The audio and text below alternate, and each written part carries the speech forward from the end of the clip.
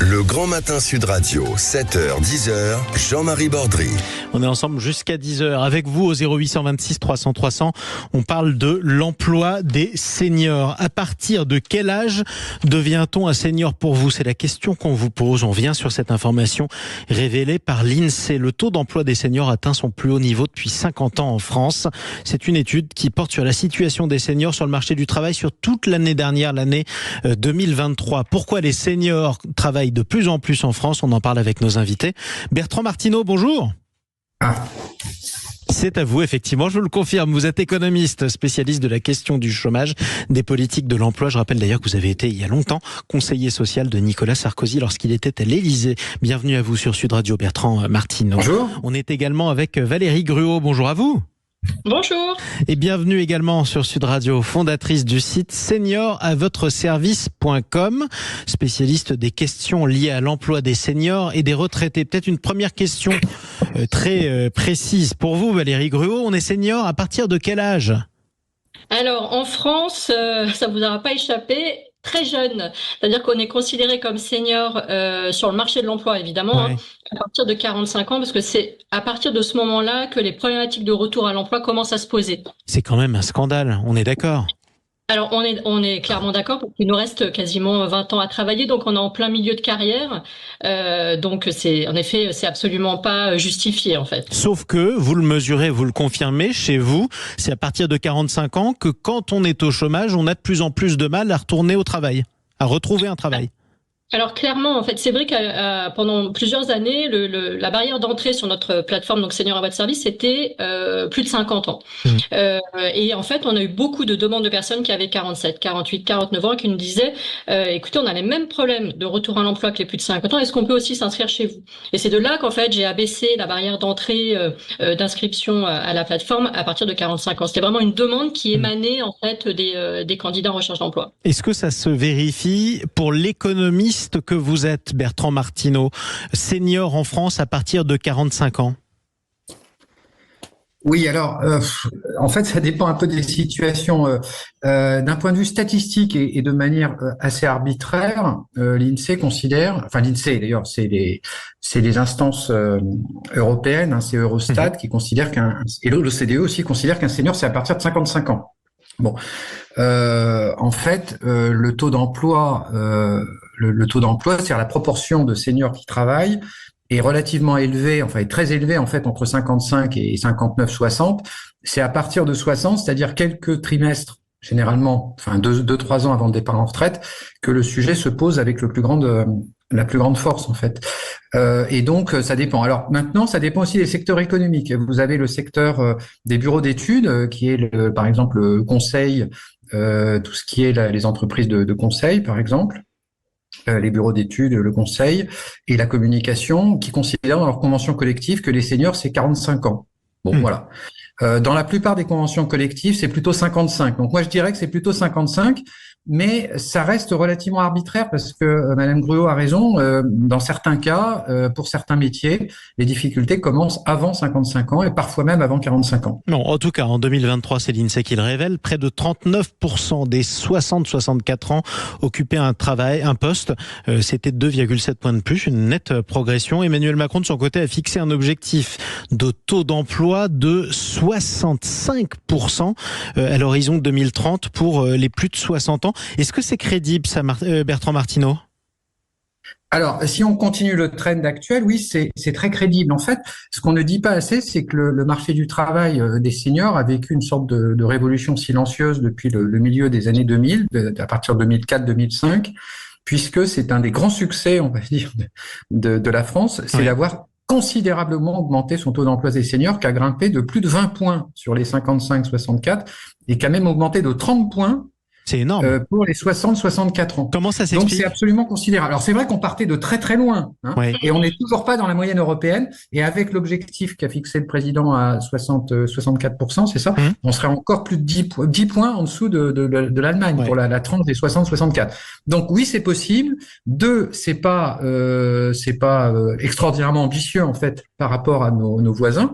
Et puis 3, c'est tout à fait lié mécaniquement à la séquence des réformes des retraites qu'on a depuis 2003. C'est-à-dire depuis 2003, réforme Fillon fait des réformes des retraites et mécaniquement, évidemment, le taux d'emploi des seniors augmente. Forcément, si on vous explique que vous partirez plus tard à la retraite, forcément, il y a plus de personnes. Et inversement, si vous pouvez partir à la retraite à 60 ans, la plupart des gens vont pas travailler jusqu'à 64. Oui, effectivement. Il y a une certaine logique à tout ça. Tiens, 0826 300 300, témoignage. Xavier, bonjour. Oui, bonjour. Bienvenue sur Sud Radio. Vous nous appelez d'où ? De Perpignan. Il commence à faire très chaud. Ah ben, ça n'arrête pas d'ailleurs. Bon courage à vous et soyez prudents parce que vous êtes en vigilance orange canicule à Perpignan jusqu'à demain notamment. Xavier, vous vous sentez senior ou pas, vous ? Ah, totalement. À mon âge, je ne peux pas faire autrement. J'ai 72 ans, donc je suis plus qu'un senior. C'est ça. Vous travaillez plus. Vous êtes à la retraite, rassurez-moi. Eh bien si, je travaille. Vous travaillez à 72 ans.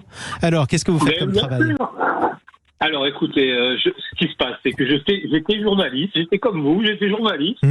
Mais pour des raisons personnelles de la vie, j'ai été obligé à la retraite, pourtant je n'avais pas une mauvaise retraite, de compléter ma retraite.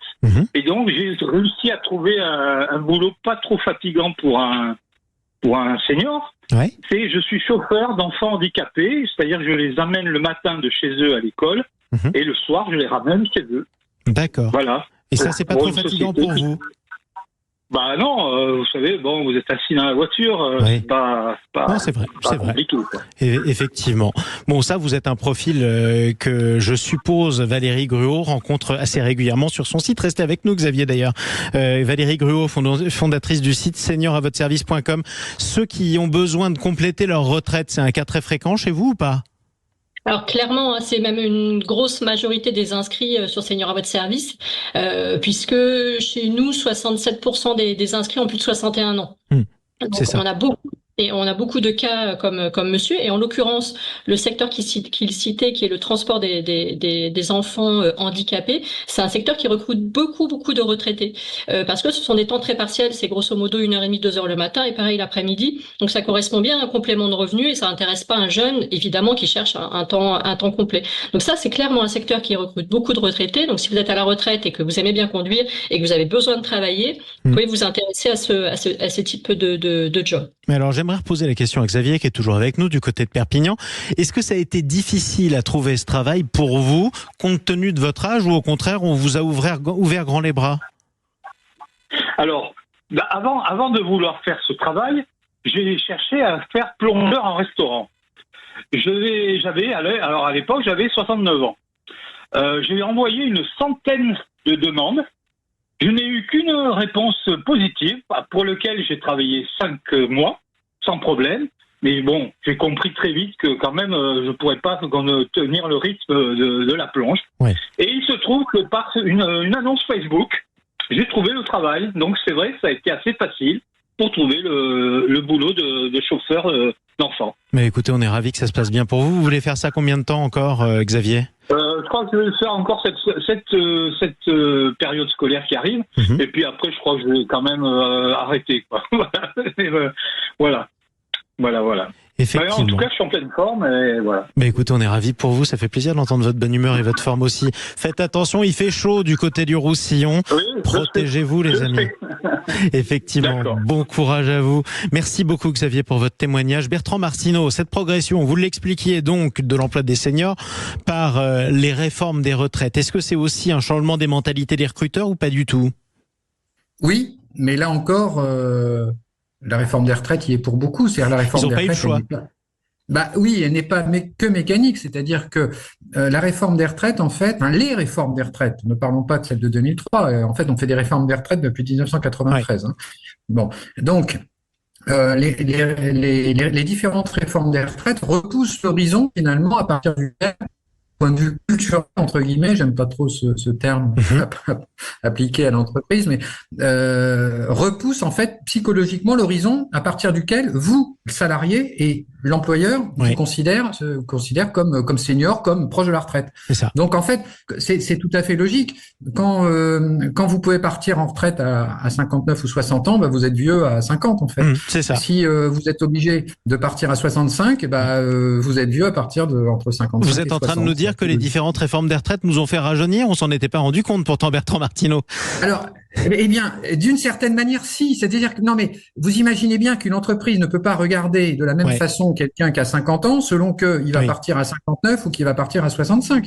Dans un cas, logique. Vous allez commencer tranquillement à préparer sa sortie. Dans l'autre, comme vous l'avez encore, j'allais dire, 10 ans sur les bras, vous essayez de le former, vous essayez éventuellement de le faire progresser encore un peu, vous le repositionnez, vous essayez de faire un effort RH. En fait, c'est-à-dire que les réformes des retraites ont cet avantage d'obliger un peu les DRH ou les chefs d'entreprise à être un peu imaginatifs, à faire des efforts finalement, plutôt que tout simplement commencer à virer les gens à partir de 55 ans. Ce qui est une bonne chose. Dans un contexte par ailleurs où on manque de bras et où on manque. On va en parler dans un instant. Ça aide. Justement, ça aide beaucoup. On manque de bras dans un certain nombre de catégories. Valérie Gruau nous dira aussi lesquelles, tiens justement. Mais avant ça, Valérie Gruau, j'aimerais qu'on fasse le point sur les préjugés. L'agisme, comme on dit, ces préjugés défavorables envers ceux qui seraient trop âgés pour le travail. Est-ce que vous le rencontrez dans les témoignages de ceux qui s'inscrivent sur votre site ? Alors oui, clairement, on a fait d'ailleurs une étude en fin d'année 2023 qui s'appelait les seniors et l'emploi en 2023 avec l'Institut français des seniors. Et parmi les 1500 répondants qu'on a eu sur l'étude, 75% nous ont dit avoir déjà été confrontés en fait à un problème de discrimination due à l'âge, ce qui est colossal en fait. 3/4.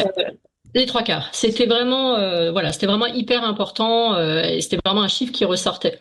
Alors les préjugés, on les a tous en tête. Ils vont s'entendre dire, en l'occurrence, qu'ils sont difficiles à manager. Or, ceux qui vont citer justement cette problématique sont souvent des jeunes managers. Ça veut dire quoi, difficile à manager d'ailleurs? Parce que clairement, quelqu'un qui a 30 ans va se dire mais oulala, comment est-ce que je vais faire pour manager mon père, ma mère? En gros, c'est ça. Alors que normalement, il va pas m'obéir, quoi.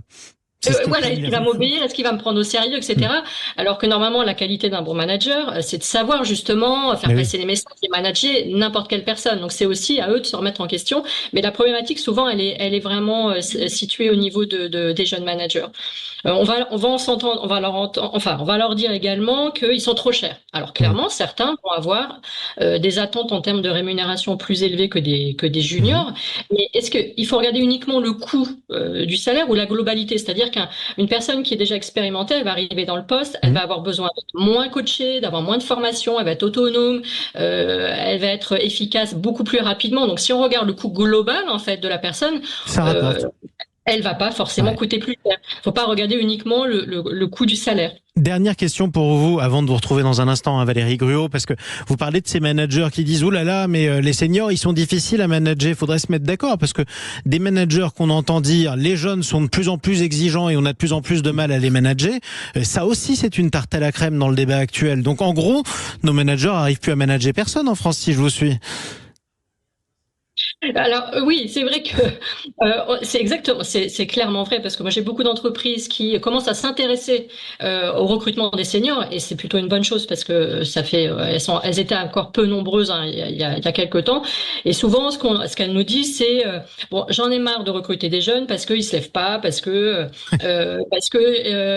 au moindre problème ils s'en vont, ils sont pas investis, etc. Donc il y a aussi beaucoup de préjugés qui concernent les jeunes et donc de la même façon que l'on parle de seniors ou qu'on en parle des jeunes générations, il faut arrêter d'avoir des stéréotypes comme ça sur les profils qui ne représentent évidemment pas toute une classe de la population. C'est clair, mais on va en reparler dans un instant avec vous deux et avec vous tous au 0826 300 300. Vous avez peut-être plus de 50 ans, vous cherchez du travail, vous n'en trouvez pas ou au contraire, c'est devenu facile. Vous avez tous la parole, quel que soit votre âge, sur Sud Radio. Parlons vrai avec nos invités dans un instant. Sud Radio. Sud Radio. Parlons vrai. Parlons vrai. Sud Radio. Parlons vrai. Le Grand Matin Sud Radio, 7h, 10h, Jean-Marie Bordry. 9h25 sur Sud Radio, on parle de l'emploi des seniors. À partir de quel âge on est considéré comme un senior alors que le taux d'emploi de ces seniors, en tout cas des plus de 45 ans, atteint un niveau jamais vu en France. C'est un record depuis près de 50 ans et les années Giscard. On en parle avec nos deux invités, l'économiste Bertrand Martineau et Valérie Gruau qui est fondatrice du site senior@votreservice.com. 0826 300 300, on a un témoignage. Nous sommes avec, je vais retrouver le prénom, Julien. Mais oui, Julien de l'Essonne. Bonjour à vous, Julien. Bonjour à tous. Bienvenue. Bonjour, Benjamin. Bonjour. Alors, c'est pas Benjamin, mais on l'embrasse parce qu'il est en vacances. Là, c'est Jean-Marie Scoussi. Mais en tout cas, on espère qu'il se repose bien. Il n'est pas encore senior dans sa tête. Vous non plus, d'ailleurs, Julien. Officiellement, vous n'êtes pas senior. Pourtant, alors vous, c'est un comble. Vous vous sentez déjà senior. Vous avez quel âge ? Moi, j'ai 43 ans, voilà. Ouais. Bah, vous êtes jeune. Oui, je suis jeune, je suis encore frais, mais le truc, c'est que je me rends compte aujourd'hui qu'avec l'évolution des technologies, moi, là, je me suis reconverti dans l'impression 3D, donc dans le domaine de la CAO, de la CFAO, donc la conception assistée par ordinateur. Et moi, j'ai appris ça par passion, en apprenant vraiment les bases des bases des bases, c'est-à-dire la génération des codes G-code manuellement, à l'ancienne, en ligne de code. Donc, j'ai encombré mon cerveau d'un savoir et aujourd'hui est totalement obsolète parce que ce qu'on mettait une semaine à faire en ligne de code, aujourd'hui en 2 clics c'est fait sur un ordinateur. L'évolution a été tellement brutale. D'accord. Mais moi j'ai toujours mes vieux réflexes d'antan qui me brident en fait en quelque sorte, alors que je vois que les jeunes d'aujourd'hui ils ont une aisance à rentrer dans des trucs beaucoup plus complexes que moi. J'ai beaucoup de mal à interpréter, à m'adapter parce que l'évolution a évolué à très grande vitesse. Donc vous vous sentez c'est terrible, presque obsolète. Je me rends pas obsolète parce que j'ai quand même la chance d'avoir une antériorité de savoir qui me permet d'avoir aussi une expérience qui me permet d'avoir quand même des points forts. Mais quand je dois apprendre quelque chose de nouveau que je ne maîtrise pas, que je ne connais pas, comme par exemple les logiciels d'initiation, enfin d'intelligence artificielle, qui sont de plus en plus généralisés aujourd'hui, eh bien, je vois que je ne vais pas avoir la même construction logique qu'un jeune de 20 ans qui, lui, a le cerveau qui est déjà dans le bon sens de construction logique pour... Qui a grandi avec ça, quoi. Qui a grandi avec ça, exactement. Alors, comment vous adaptez ? Je m'adapte en courant comme un malade, en travaillant, en essayant d'être 2 fois plus actif pour essayer de combler ma difficulté d'adaptation. Mais c'est vrai que fatigant. je m'épuise beaucoup plus vite intellectuellement qu'un jeune de 20 ans. Puis il y a aussi le fait que, voilà, moi aujourd'hui j'ai un certain passif professionnel. J'ai aussi, j'ai beaucoup donné professionnellement parlant. Et aujourd'hui, j'arrive à un moment donné où je commence à ressentir le besoin aussi de m'apaiser, de me poser. Alors que c'est vrai que quand on a 20 ans, notre vie perso, on s'en fout un peu. On est à fond et on court comme un chien fou, quoi. Aujourd'hui, à 40 ans, j'ai plus l'envie de courir comme un chien fou comme je le faisais à 20 ans, quoi. Ouais, vous voulez vous poser. Sur le marché, et sur le marché du travail, fatalement, évidemment, face à un jeune chien fou et quelqu'un de plus expérimenté, mais qui va être plus posé, forcément, l'intérêt professionnel, il va être plus porté sur le jeune chien fou que, je dis chien fou, c'est mais pas... ça, c'est presque un préjugé que vous avez vous-même, non ? On dirait presque un complexe, Julien, si je peux me permettre, parce que l'expérience que vous avez, normalement, elle vous rend plus roublard et plus efficace, c'est-à-dire que vous n'allez pas perdre de temps dans ce que vous connaissez déjà. Oui, c'est sûr, mais le problème, c'est que ce que je connais déjà est devenu obsolète par rapport aux évolutions des technologies aujourd'hui, quoi. Je comprends. Écoutez, merci pour votre témoignage. Donc c'est comme si j'étais un expert en Minitel aujourd'hui en 2024, quoi. Vous êtes dur avec vous-même quand même, Julien. Je suis dur avec moi-même, mais je suis réaliste, malheureusement. Je me rends compte. J'exagère, je tire les traits très loin, mais c'est vraiment pour... Si ça peut vous consoler, j'ai eu les résultats de mon bac sur Minitel. Je suis la dernière génération à avoir eu ça, parce qu'Internet ramait beaucoup trop à l'époque. Comme quoi, vous n'êtes pas seul dans ce domaine. Ça ira. Allez, gardez le moral, mon cher Julien. Et puis, passez de belles vacances sur Sud Radio. Vous nous rappelez au 0826 300 300 quand vous voulez. Bertrand Martineau, c'est intéressant ce que nous dit Julien, parce qu'il est dans un secteur de technologie de pointe. C'est là que les compétences évoluent de plus en plus vite. Et effectivement, ça peut paraître logique que plus on est âgé, plus ce soit difficile d'être recruté dans ces domaines. Oui, alors là, on tombe typiquement dans des domaines où effectivement, il y a une forme de jeunisme. On parlait de la limite de 45 ans. Dans certaines startups, vous êtes vieux à 30 ou 35, évidemment. Voilà. Cela étant, l'expérience montre que dans le numérique, contrairement à ce qu'on pourrait penser, les seniors ne sont pas toujours, j'allais dire obsolètes, excusez-moi l'expression. Excusez-moi, c'est moi qui l'ai emprunté en premier d'ailleurs, c'était un abus. Mais oui, mais le numérique, ça veut un peu tout et rien dire, c'est-à-dire que vous avez effectivement le jeune ingénieur qui doit être au courant des dernières modifications et qui doit avoir acquis des réflexes, puis vous avez des seniors qui, en fait, ont des compétences transverses dans le métier numérique qui sont très utiles aussi dans les entreprises. Je prends le cas d'un DSI, d'un directeur de service d'information. C'est pas forcément quelqu'un qui a fait des études extrêmement poussées en informatique et pas un super technicien. Simplement, il a des qualités d'ensemblier, de réflexion, de management, parce qu'on manage aussi dans ces univers-là. Et là, vous n'êtes pas forcément les compétences que les entreprises requièrent, c'est pas forcément être le plus techno des technos. Et ça, les recruteurs, ils le savent ou pas ? Alors, oui, après, vous avez des bons ou des mauvais recruteurs, c'est comme partout. Mais oui, enfin, c'est lié au métier. Je veux dire que c'est une faute de recrutement, mais il y a des entreprises qui font des fautes, mais pas toutes, heureusement. C'est une faute de recrutement que de toujours privilégier effectivement le meilleur techno sur de pointe, etc. Donc, il y a beaucoup de préjugés aussi sur ces métiers. Cela étant, vous pouvez aussi, et c'est peut-être le cas de votre auditeur, avoir une sorte de fatigue finalement, il a beaucoup donné manifestement. Une forme de lassitude. Et dans ce cas-là, le problème est moins lié au numérique et au métier, enfin aux difficultés techniques du métier, qu'au fait qu'il est fatigué et il a peut-être envie de changer d'orientation professionnelle. Donc dans ce cas-là, il faut qu'il fasse un bilan de compétences. Je suis sûr qu'il parlait de son passif à 43 ans. Ouais. Non, c'est plutôt son passé professionnel parce c'est plutôt un actif qu'il a plutôt qu'un passif probablement. Et probablement, il a un CV très riche, sans doute plus riche est plus utile par un employeur que ce qu'il croit lui-même, parce que lui-même est victime de préjugés, probablement. Oui, vous voyez, Julien, si vous nous écoutez toujours, vous avez manifestement des compétences et une expérience transverse, comme on vient de le dire. Oui. Valérie Gruot, c'est quoi les secteurs qui sont les plus fermés aux seniors dans le recrutement ? Alors, je ne sais pas si je vais parler de secteur, mais peut-être de fonction, de poste. Alors, c'est vrai que là, on parlait des métiers du numérique. Alors, ce sont des métiers dans lesquels il y a quand même une fracture, hein, et les seniors sont pas forcément les bienvenus. Mais tous les métiers également de la communication, du marketing, font beaucoup d'agisme en fait. On le voit sur des personnes. Il y a beaucoup de licenciements en fait de personnes qui ont autour de 50 ans dans des métiers de la com et du market.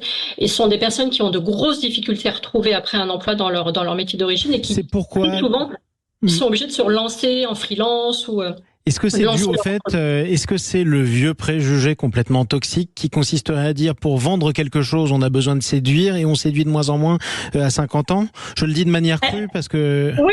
Alors c'est exactement, ça fait partie des préjugés, alors que dans la population française, si on regarde la population, les niveaux d'âge, là Monsieur Martineau sera plus à même encore que moi de donner des statistiques là-dessus, mais on a une grande population de plus de 60 ans en France. Et comment bien s'adresser à une personne? Souvent aussi, on s'adresse à une personne en voulant la toucher avec une personne plus ou moins de son âge, à 50 plus ou de moins.